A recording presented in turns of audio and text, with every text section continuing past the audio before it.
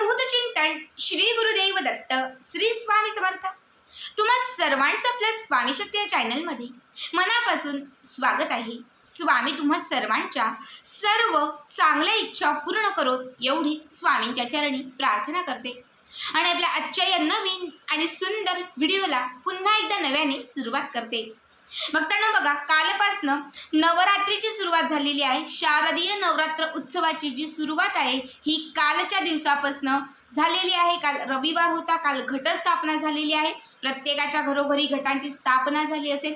ज्यांच्या घरामध्ये घटस्थापन होत नाहीत त्यांनी कमीत कमी आपल्या घरी नक्कीच कळस तरी स्थापन केला असेल। बघा, हे नवदिवस जे आहेत हे कुलस्वामिनीची, कुलदेवीची, आपले जे कुलदैवत आहेत यांची सेवा करण्यासाठी अत्यंत महत्त्वाचे मानले जातात। त्याचबरोबर तुम्ही ज्या लक्ष्मीला मानता, तुम्ही ज्या देवीची पूजा करता, या देवीची पूजा करण्यासाठी हे नवदिवस खूप महत्त्वाचे आहेत। कारण नवरात्र बघा, याचा अर्थच असा आहे की हे जे नवदिवस आहेत हे प्रत्येक देवीसाठी आहेत। आता नवरूप, नवदुर्गा या वेगळ्या गोष्टी आहेत, त्या तुम्हाला पुढच्या व्हिडिओमध्ये मी नक्कीच सांगेन। फक्त आत्ताच्या व्हिडिओमध्ये मी तुम्हाला आजच्या नवरात्रीचा हा दुसरा दिवस आहे आणि आज दुसऱ्या दिवशी आपल्याला कापरासोबत कुठल्या गोष्टी जाळायच्या आहेत हेही तुम्हाला मी सांगणार आहे। बघा, मी तुम्हाला प्रत्येक व्हिडिओमध्ये सांगते की दररोज घरामध्ये कापूर जाळणं खूप महत्त्वाचं आहे। जर घरामध्ये सतत आजारपण असेल, निगेटिव्हिटी जास्त असेल किंवा घरामध्ये खूप जास्त कसला तरी त्रास असेल, घरात कलह खूप जास्त असतील, घरामध्ये काहीतरी बाधा आहे असं वाटत असेल, तर प्रत्येकाने घरामध्ये फक्त एक वडी कापराची संध्याकाळच्या टायमाला नक्की जाळा। कुठला त्रास कुठे पडून जाईल तुम्हालाही कळणार नाही। 3 ते 4 दिवसांच्या आत तुम्हाला रिझल्ट दिसायला सुरुवात होईल। मात्र हे दररोज करायचं असतं। मात्र आता समजा कोणी कामाला जातं, कोणी जॉब निमित्त बाहेर असतं, कोणी परगावी जातं, शिक्षणानिमित्त बाहेर असतं, त्याच्यामुळे नसेल समजा जमत दररोज, तर जे विशेष तिथी असतात म्हणजे अमावस्या असेल, पौर्णिमा असेल, एकादशी असेल किंवा कुठली तरी विशेष तिथीमिती असेल, या दिवशी तरी तुम्हाला कापूर हा जाळायचाच आहे। बघा, आता नवरात्रीचे 9 दिवस आहेत, त्यामुळे 9 दिवसांमध्ये तुम्हाला कापूर जाळायचाच आहे। मात्र या 9 दिवसांमध्ये दररोज तुम्हाला कशा पद्धतीने कापूर जाळायचं हे मी तुम्हाला प्रत्येक व्हिडिओमध्ये सांगत जाईन। खरं तर कालच्या व्हिडिओमध्ये मी तुम्हाला सांगितलं होतं।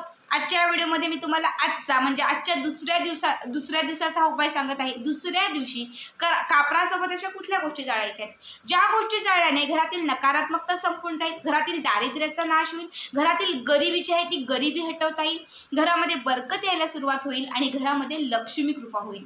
बघा, व्यवसाय संदर्भात कुठल्या अडचणी असतील तर त्या अडचणी समाप्त होतील, नोकरी संदर्भात कुठल्या अडचणी असतील त्या समाप्त होतील, कुठल्याही गोष्टीमध्ये जर सतत अपयश येत असेल तर हे अपयश कुठेतरी निघून जाईल, यशाकडे मार्ग जाईल, प्रगती व्हायला सुरुवात होईल, तुमची, मुलांची, पतीची, सगळ्यांचीच प्रगती व्हायला सुरुवात होईल।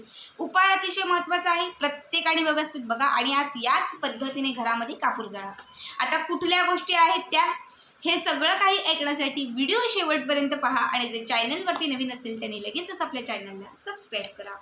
कारण तुम्ही आपल्या चॅनल सबस्क्राईब केल्यामुळे मी पुढचे जे व्हिडिओ बनवेन ते सर्वात आधी तुम्हा सर्वांपर्यंत पोहोचतील।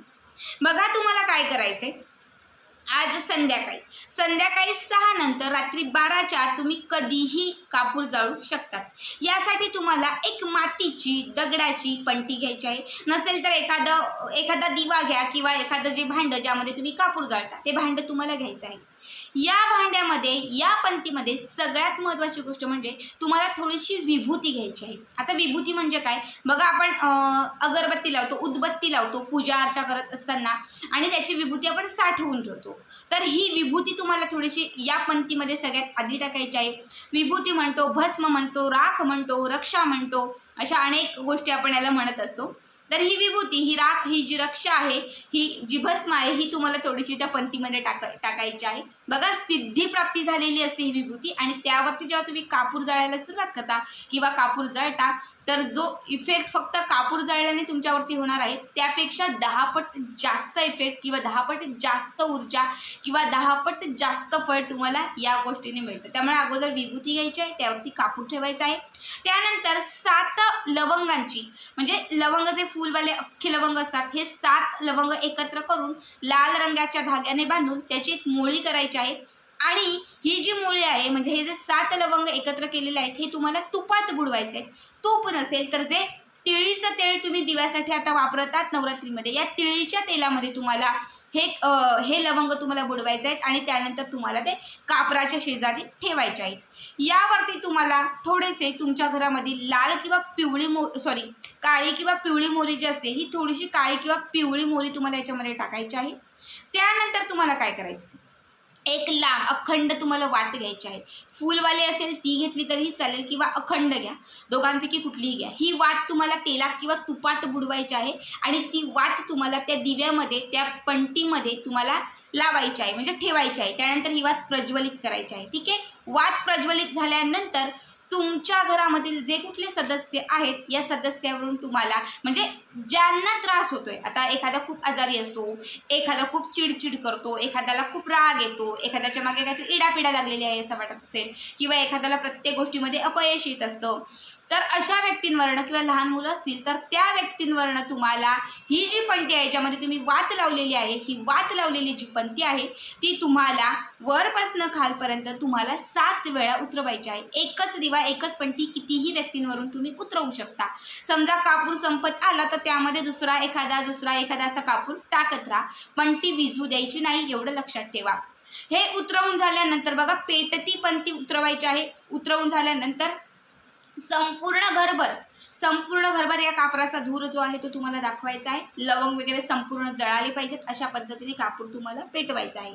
हे सगळं करून झालं म्हणजे हे सगळं करत असताना तुम्हाला ओम ह्रीम क्लीम चामुंडाय विचे, ओम ह्रीम क्लीम चामुंडाय विचे या मंत्राचा जप करायचा आहे. आणि हे जेव्हा सगळं करून झालं, म्हणजे जेव्हा ही पंती विझेल, जेव्हा हा कापूर पूर्ण थंड होईल, शांत होईल, त्यानंतर हा जो कापूर आहे तो तुमच्या घराच्या समोरच्या भागामध्ये, जिथे एखादं झाड असेल, एखादं वृक्ष असेल, त्या झाडाच्या खाली एक छोटासा खड्डा खोदायचा आहे. छोटीशी जागा तुम्हाला करायची आहे, म्हणजे थोडंसं अशी जागा मोकळी करायची आहे, माती बाहेर काढायची आहे. आणि त्यामध्ये या ज्या गोष्टी, कापसाची जी वात असेल किंवा जे अर्धेमध्ये राहिले लवंग वगैरे असतील, तर हे तुम्हाला जे राहिलेलं थोडंफार का होईना जे काही राहिलेलं आहे ते तुम्हाला तिथे गाडायचं आहे, त्या मातीमध्ये टाकायचं आहे. वरती माती तुम्हाला पसरवायची आहे. त्यानंतर घरामध्ये यायचं आहे, हातपाय स्वच्छ धुवायचे आहेत आणि त्यानंतर पुढची जी काही कामे असेल ती तुम्हाला करायची आहेत. हा उपाय केल्यानंतर तुम्हाला दिसायला सुरुवात होईल, जाणवायला सुरुवात होईल. घरातले कलह कुठेतरी थांबलेले आहेत, मतभेद कुठेतरी कमी दिसत आहेत. घरामध्ये जी रोज चिडचिड होत होती तिथे आता कुठेतरी शांत वाटायला लागलेलं आहे. जिथे घरामध्ये एक नकारात्मकता होती, भीती वाटत होती, सारखा घाम येत होता, ते कुठेतरी कमी झाल्यासारखं वाटेल. कुठलाही वास्तुदोष, कुठल्याही प्रकारचा दोष असेल तो कुठेतरी तुम्हाला जाणवायला लागेल की आता आपल्या घरामधला दोष जो आहे तो निघून गेलेला आहे किंवा समाप्त झालेला आहे. बघा, जेव्हा तुम्ही हा उपाय कराल, जेव्हा तुम्ही असं कापूर जाळाल, तेव्हा ज्या काही गोष्टी तुम्ही ह्या जाळणार आहेत त्यासोबत तुमच्या घरातील नकारात्मकता किंवा वाईट शक्ती एकतर जाळून जाईल, किंवा जेव्हा तुम्ही तिथे त्या गोष्टी गाडणार आहात तर तिथे ती काहीतरी गाडून जाईल. अशा पद्धतीने हा उपाय तुम्हाला करायचा आहे. तर आजचा हा उपाय कसा वाटला नक्की कमेंट करा आणि पुढचे व्हिडिओ पाहण्यासाठी चॅनलला सबस्क्राईब करा.